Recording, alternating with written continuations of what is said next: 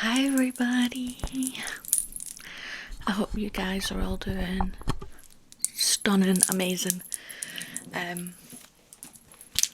Yeah, sorry, I took the rings off because they were annoying me. If you've seen my previous video, I'm gonna do this in soft spoken because I feel like it would be good. Anyway, so if you see my previous video, which is, I'm pretty sure I'll put that video up first, which is like a Reiki video. What was I gonna say? Yeah, I took the rings off, but I kept the bracelets on because I kind of like the way they sound. Same with these, I kind of like the way they sound together. I hope you enjoyed that video in relation to whenever this goes up, because I'm not gonna lie, and I was a little bit in sensory overload having so much jewellery on. The only reason I'm keeping these on is because I like the sound. Yeah, the rings were driving me insane, and it's a little bit outside my comfort zone to do like role plays and stuff. Yeah, you're also at a different angle. You're actually on the windowsill, so you're a bit like further away, which I feel like is, not further away, I don't know, it's more like at a chatty angle, if that makes sense. So yeah, basically in this video I'm going to do book collection, so the books I've got, and then I'm going to do the books I got from the library, and then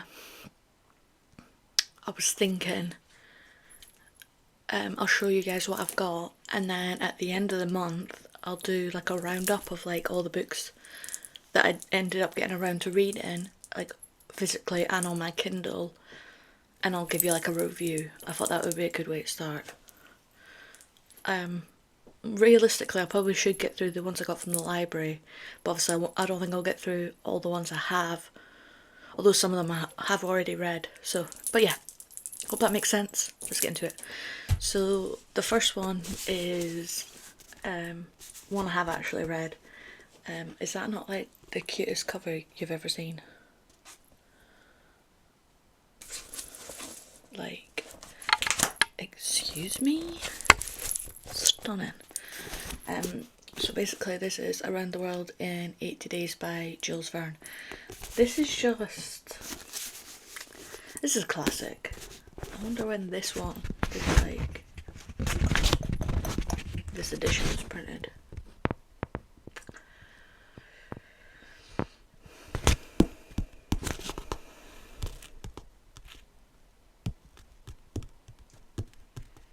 So the original book was in French and it was published in 1873.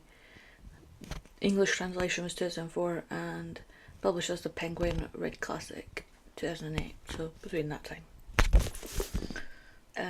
But yeah.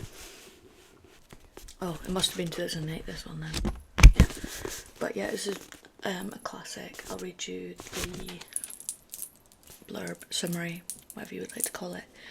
In a race against time, the unflappable Phileas Fogg.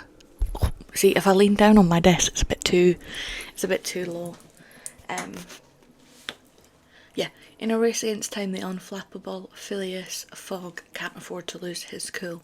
One evening, while relaxing after dinner at his gentleman's club, Phileas Fogg rashly bets his companions that he can travel around the globe in 80 days, and he is determined not to lose. Breaking the well-established routine of his daily life, the cool-headed Englishman and his hot-blooded French manservant, I don't know how to say this, Passepartout,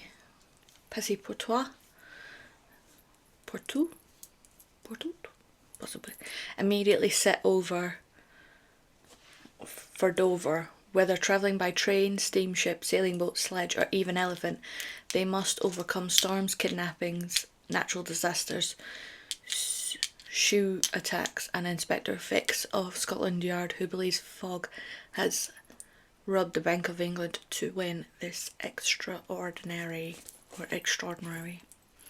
wager. This is just a classic. Can't go wrong. Oop, sorry. Okay, next is, you know what, actually, now I'm looking at this, like collection of like the books I own in physical copy, I don't think I've actually read that many of them. Anyway, this is Sterling Carrot Gold by Isabel Wadner. It's actually my second copy of this book, and I've never read it because I started reading it. Then, as you guys have met, Miss Lola, my amazing, cutest little dog you've ever seen, chewed basically like this much of it. So yeah, and now I feel like I've got a trauma bond with this book. Chris rebought it for me because I cried, but yeah. Yeah, I think I've got a trauma bond, so now I'm like, I don't actually know if I want to read it. But when I bought this book originally for Lola chewed it, I also bought this book in a London bookshop that Chris left me alone so I could go and attend. Big mistake. I think I bought a third book, but I don't know where it is. I wonder if I donated it. Sometimes if a book's good, but it's not a book I would reread, I will donate them to the charity shop because, you know, literature is expensive and everybody should read. Also, if I'm like reading like the back of these and I'm pronouncing the words wrong, it's my dyslexic brain, I'm sorry. That's like not something that you like. I also really want to do one of those videos where they read books aloud, but then I'm like, is that not like a copyright infringement? Would I be able to do that with any book, or does it have to be certain books? Anyway, let me know if that's something like. Anyway, Sterling Carrot Gold. Sterling is arrested one morning without having done anything wrong. Plunged into a terrifying and nonsensical world, Sterling, with the help of their three best friends, must defy bullfighters, football players and time-travelling spaceships in order to exonerate themselves and to hold the powers that be to account. Sterling Carrot Gold is Kafka's The Trial, written for the era of gaslighting, a surreal inquiry into the real effects of state violence on gender non-conforming working class and black bodies. Following the Goldsmiths Prize nominated We Are Made of Diamond Stuff, Isabel Wadner's latest novel proposes community inventiveness and the stubborn refusal to lie low as anecdotes against marginalisation and towards better futures. Yeah. So, yeah. Yeah, like I said, I think I've got like a trauma bond with this book because obviously Lola chewed it and then Chris rebought it for me, and now I'm like, after all that, what if I don't like it? I don't know if anybody else gets like that, but it's like, or it's like if you see a book that's like got loads of hype and then you like finally get around to having it in your possession, or like having it from the library or like on your Kindle, and then you're like, I don't know if I want to read it because what if I hate it? Yeah. Okay, so next one is The Vanishing Half by, no, that's not how you say it. The Vanishing Half by Britt Bennett. And basically it's Stella and Desiree are identical twins growing up together in a small southern black community until at age 16 they run away. Years later, everything about their lives is different. Their families, communities and racial identities. One sister lives with her black daughter in the same southern town she once tried to escape. The other sister secretly passes as white and her husband knows nothing of her past. Still separated by many miles and just as many lives, the fate of the twins remains intertwined. What will happen in the next generation when their own daughters' storylines intersect? I thought that was like really good, like a really good like blurb. And then there's a, you know when people read them and then they add the reviews to the back, and this is kind of what sold me on the book. So it's by Bernadine Evaristo.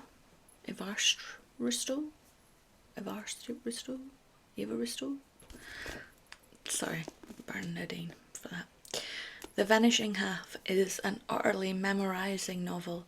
It seduces with its literacy flair, surprises with its breathtaking plot twists, and delights with its psychological insights, and challenges us to consider the corrupting consequences of racism on different communities and individual lives. I absolutely loved this book. I just thought, ooh, hard hitting that. And it was shortlisted for the Women's Prize for Fiction. And I just thought, that's a really good book. So yeah, I need to get around to reading this. It's almost like as soon as I buy the book, I'm like, don't want to. That's probably like an ADHD thing. Anywho. Next one is Colson Whitehead, The Underground Railroad. I saw this on, I think I was watching a YouTube video of somebody else doing their book collection or whatever, and they really recommended this. So, yeah. Cora is a slave on a cotton plantation in Georgia, an existence made even more hellish by her status as an outcast among her fellow Africans, and she is approaching womanhood where greater pain and danger awaits.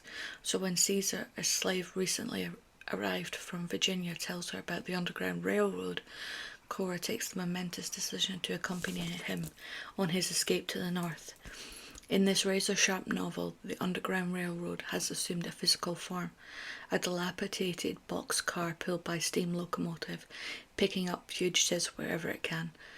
Thus begins Cora's perilous journey as she is pursued by a ruthless slave catcher named Ridgway, obsessed with Cora and her mother, who eluded him years before. The Underground Railroad is the story of one woman's ferocious will to escape the horrors of bondage, and a shattering, powerful meditation on history and the unfulfilled promises of the present day. Did I say Whitfield? Colson Whitefield? No. Colson Whitehead. Sorry, Colson, about that. Apparently Barack Obama read it. This is terrific. Yeah, next book is one my friend got me for my 22nd birthday, so last year. And it's called The Phoenix King by 𝕝𝕚𝕟𝕠𝕚. And basically it's from a stunning new voice in fantasy comes an Indian-inspired, action-packed debut of fire magic and ancient prophecy. The fate of a kingdom rests in the hands of a princess desperate for power and an assassin with a dark secret. The Ravani kingdom was born of a prophecy, carved from unforgiving desert sands and ruled by the Ravens bloodline, those with the power to command the eternal fire. Elena Adaya is the heir to the throne and the only Ravens who cannot wield her family's legendary magic. As her coronation approaches, she will do whatever it takes to prove herself a worthy successor to her revered father. But she doesn't anticipate the arrival of Yasin Knight, the notorious assassin who now claims fealty to the throne. Elena's father must trust Yasin to be a member of her royal guard, but she is certain he is hiding something. As the threat of war looms like a storm on the horizon, the two begin a dangerous dance of intrigue and betrayal, and the choices they make could burn the world down. I think she got this from Waterstones. Yeah, I've never actually, maybe this is my ignorance, Sean, but I've never heard of this author before. Yeah, so, and I love the artwork of this. Stunning. Next is Powerless by Lauren Roberts. This was big on TikTok and I asked for this for Christmas. Well, it was on my Amazon wishlist that I send to people. That sounds a bit catty, but basically I just send them the Amazon wishlist. I'm like, if you want to get me something, it's on there. Or something similar from the list is generally easier. That way I get something I would like, and it's just easier for them because it's obviously you just add it to your cart and check out. Yeah, so it says hunted hunter destined for each other, and Chris's sister got me this for Christmas. Yeah, so basically it says only the extraordinary belong in the kingdom of 𝕝𝕚𝕟𝕠𝕠. The elites have possessed powers for decades, gifted to them by the plague, while those born ordinary are just that, banished from the kingdom of 𝕝𝕚𝕟 and shunned from, I don't know if it's 𝕝𝕚𝕟 or 𝕝𝕚𝕟, and shunned from society. No one knows this better than 𝕝𝕠𝕚𝕟𝕠𝕚, an ordinary posing as a psychic to blend in with the elites. When she unsuspectingly saves one of 𝕝𝕚𝕟's princes, 𝕗𝕣𝕚𝕚, she's thrown into the purging trials, a brutal competition so showcasing the elite's powers. If the trials and the opponents within them don't kill her, the prince she's fighting feelings for will, if he discovers what 𝕝𝕠𝕚 is, completely ordinary, be swept away by the first in an epic and sizzling romantic trilogy. No, let me start again. And sizzling fantasy romance trilogy taking the world by storm. And I like the fact that it's matte, but it's like the Powerless is like in like a shiny font. Yeah, and then it's like, then the sword is like not matte. What's the word? I want to say shiny, but I just said that for that. Anyway, yeah. Okay, next is a trilogy set that I bought off Amazon, and I read the first book. I didn't like it, but then people are telling me it gets better by 2 and 3, so now I don't know. Do I reread 1 and then do 2 and 3 and just kind of power through and see if I like them? I'm not sure. Anywho, so the series is Stephanie Garber. So yeah, so basically, so it's a Caraval legendary finale. So I'll read you the first one because I don't know if I want to read 2 and 3. But we'll see. So obviously it's Caraval, I'm gonna say. Remember, it's all a game. What happens beyond this gate may frighten or excite you, but don't let any of it trick you. Once a year, the infamous Master Legend hosts Caraval, open only to those who have been invited. This year, the week-long game is on the Legends glittering Isla de Sonos, where the winding streets are an elaborate snow-covered maze, and the people are never who they seem. At midnight, on the first day the show begins, the visitors become players. Each of them is vying for the coveted prize, a single wish. All they must do is unravel the mystery of Caraval, but in a game where danger hides behind every charming smile, winning isn't without loss, and their wish might be their last. I'm not going to read 2 and 3 because I feel like it might be a spoiler. So yeah, but that's a trilogy. And also, can we just talk about like how nicely these go together, like as in like artwork wise. I like it when like series books are all matching. It kind of bothers me when they're not. Is that sad? Anyway, right. So, well, would you count this as a book? Book's in the title, but it's the Veggie Chinese Takeaway Cookbook by 𝕝𝕚𝕚𝕠𝕚. I think that's how you say it. Yeah. I've actually made quite a few recipes in here, and there was a video from, I want to say like 2 or 3 years ago maybe, where I'm like going through and I'm like I don't know if you can see that, like, fold in the pages of the recipes I want to try. So yeah, but basically it's the Veggie Chinese Takeaway Cookbook offers all your favourite meat-free Chinese dishes. Chef 𝕝𝕚𝕚𝕟𝕚𝕟 has spent his life cooking in Chinese restaurants and knows how to make dishes taste just like the takeaway. From tom yum soup to fried tofu with chili and black beans or aubergine with sesame seeds, all 𝕝𝕚𝕚𝕟𝕚𝕚 recipes are packed with fantastic flavour. I've made a few of these, they're really good actually. Yeah, that was me annotating which recipes I really wanted to try. So yeah,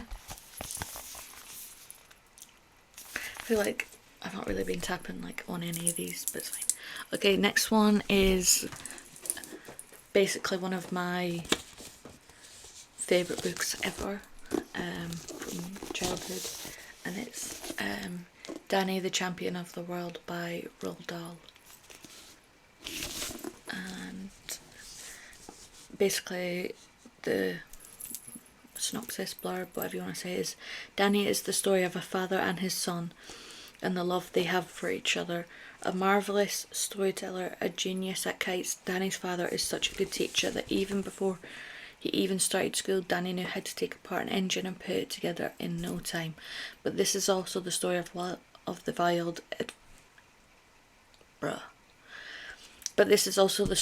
wild adventures they have together, full of absorbing action and heart-stopping suspense. It is fabulous, irresistible fun. And it looks big. That cut off and it was really annoying me. It really annoyed me because it was like, story's just fun. I was like, no. Anyway, yeah. So Danny, Champion of the World, Roald Dahl. I was gonna say it looks kind of big, like in terms of like hand to thickness ratio, but the font's quite big, obviously because it's a kid's book. But yeah, amazing. That one always sticks by me, and I don't know if it's because I grew up like without a dad really, so maybe that's like what I always imagined like it was like, if that makes sense. I don't know. Maybe it's because it's Danny and I'm Danny with an I. I don't know, who knows. Okay, next two are, I was like, why does it look so weird? But I realised it's because it's actually a reading light, but I just used it for this because, you know, a bit of light on the situation. It's also like really overcast, that's why I had it on. Ooh, motherfucker. Yeah, okay, so next two are in like the same series. So basically it's Fourth Wing and Iron Flame by Rebecca Yarros. And these are thick boys. They're thick books. And the writing is like, I would say not small, but you know, for this, like the thickness, that's quite a lot of like reading. And it's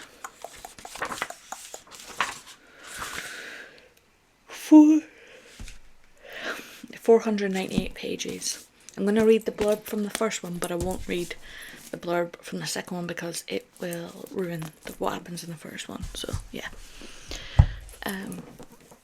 Yeah, I've also got the third book, which is Onyx something or another. Maybe it's just Onyx. That's on order. I might have to edit that out actually because I don't know if that's a spoiler. I don't think it is. Right, so Fourth Wing by Rebecca Yarros, and basically it says, welcome to the brutal and elite world of Basgiath War College.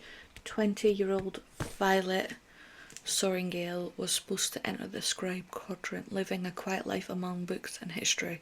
Now the commanding general, her toughest talent's mother, has ordered Violet to join the hundreds of candidates striving to become the elite of Navari, dragon riders. But when you're smaller than everyone else and your body is brittle, death is only a heartbeat away, because dragons don't bond to fragile humans, they incinerate them. With fewer dragons willing to bond than candidates, most would kill Violet to better their own chances of success. The rest would kill her just for being her mother's daughter, like Xaden Ryerson, Ryerson. How do people say this? Is Ryerson? The most powerful and ruthless wing leader in Rider's Quadrant. She'll need every edge her wits can give her just to see the next sunrise. Yet with every day that passes, the war outside grows more deadly. The kingdom's protective wards are failing, and the death toll continues to rise. Even worse, Violet begins to suspect leadership is hiding a terrible secret. Everyone at Basgiath, I still don't know how to say that, has an agenda, so sleep with one eye open, because once you enter, there are only two ways out: graduate or die. And this was like hyped up so much on TikTok that I literally like bought it immediately. And there's very few books that I will do that. Most books I'll wait and see what overall people say, but this was just like, I just kept seeing all the quotes and I was like, so I bought it. Highly recommend. Devoured it. Got the second one and I was like, this is not as good as the first. It's good, but I definitely think this one was better, personally. Only because I find the main character gets more whiny in the second one, and that bothers me. But yeah, okay. So they're all the books I own. Yeah, like I said, like if I buy a physical book, which I don't really do all that often, I usually just use like Kindle Unlimited or I go to the library. But yeah, those are all the books I own. Like I said, if I've read it and I wouldn't reread it again, I'll just donate them. Okay, so these are the 4 books that are the library ones. So this is Attached, which is basically, it says, is there a science to love? In this groundbreaking book, psychiatrist and neuroscientist Amir Levine and psychologist Rachel S.F. Heller reveal how an understanding of attachment theory, the most advanced relationship science in existence today, can help us find and sustain love. The field of attachment theory explains that each of us behaves in relationships in one of 3 distinct ways. 1. Anxiously attached. People are often preoccupied with their relationships and tend to worry about their partner's ability to love them back. 2. Avoidant attached. People equate intimacy with a loss of independence and constantly try to minimise closeness. 3. Securely attached. People feel comfortable with intimacy and are usually warm and loving. With fascinating psychological insight, quizzes and case studies, Levine and Heller help you understand the 3 attachment styles, identify your own, and recognise the styles of others so that you can find compatible partners or improve your existing relationship. An insightful look at the science beyond love. Attached offers readers a roadmap to building stronger, more fulfilling connections. I saw this quite a bit on TikTok, like people reviewing it. I've only read like the first chapter, but it's really interesting so far. Yeah, it's like a self-help book, but not, if that makes sense. Like it's more, it almost explains the science behind everybody's brain and then gives you ways to improve. I don't know if I would necessarily call that self-help book, because in my mind, self-help books are like all the ones that are like related to diet or exercise, or they're like, oh, if you wake up at 5 a.m. and do all this and go to bed at 10 p.m. you'll be really successful in life. That's really judgmental of me to say, but that's my impression of a self-help book. So, but yeah, very interesting. The next 3 I've not started yet, so yeah. This is A Sea of Wolves by Sarah Straight. Basically it says, there's a wolf on the prowl, with a 50-year treaty lying in tatters and ships washing up filled with dead bodies. Mercy Drake is on the hunt to free her city from the clutches of the legendary pirate, the Heartless King. When her reckless plan fails, she is captured by his notorious crew. Mercy is thrown into a world of violence, loyalty and curses, and into the arms of the ship's cold-blooded first mate, Goldie. Well, it says Gold. It's Golde. I'm going to assume that's Goldie. As a war between her town and the pirates looms closer, Mercy is torn between two lives, but surrounded by lies at a risk of betrayal and trying desperately to ignore the heart-wrenching love for a girl she's supposed to want dead, Mercy might miss the greatest danger of all, because a wolf is getting ready to pounce. Sounds good, doesn't it? Okay, next one is The Things We Leave Behind by Claire Furness. Their world is in crisis, a freedom calls. I've seen this one advertised on TikTok as well, but I haven't fully got into it. And these were in the YA section, apart from the attached one that was in the non-fiction section. But these three were, so this one, the one I just read, and the next one were on the YA section. And see, this is the thing. So in the YA section, which is like a young adult, there was other books that I've read that I wouldn't say were YA, like Fourth Wing. I wouldn't say that's particular. I guess it depends on your perception of young adult, but I just thought that was interesting. So yeah, I don't know how these are, if they are young adult, or if they're like more adult in the young adult section, if that makes sense. I feel like there's a scale in that section. I don't know why I needed to go on that rant. Anyway, so yeah, Things We Leave Behind by Claire Furness. It says, civil unrest in London has reached an all-time high after years of a growing authoritarian regime, and it's no longer safe for Clem and her sister Billy in the city. Clem tells of their treacherous journey to Scotland by road and then by sea, fleeing with nothing but a notebook filled with stories and memories of home. But is there something Clem's not saying, and how will this journey and the sisters' story end? With the start of a new life, or a mirror held up to the past? From a critically acclaimed author comes a startling dystopia that imagines London as the epicentre of the refugee crisis. I just thought that was really interesting. Also, I was gonna show you the thing, but it says what library I got it from, which is like my local library, so I'm not gonna do that. But I'm the first person to check this book out from the library, so it must be new. Oh yeah, I'm the first one on this one as well. Right. To be fair, I was just going to say, I don't think I am the first person, because nowadays they don't stamp them really. Like, you can ask them to, but usually what happens is they'll just send you a text to say, oh, your book's due in this thing, do you need to renew it, or are you going to bring it back? So basically, somebody's house alarm's going off, but I've got one more book to read, so I'm just going to push through. Where the Light Goes. My Sister Was a Star, Now I'm Lost in the Dark by Sarah Bernard. And it says, Beth was the star, we were her satellites. To the world, Lizzie Black is a superstar, famous, talented and beloved. To Emmy, she is simply Beth, her brilliant older sister, her idol. But then Beth takes her own life, and all the light in the world disappears. Now Emmy is lost amidst the media storm and overwhelming public grief. She must fight to save her own memories of her sister and find out who she is without her.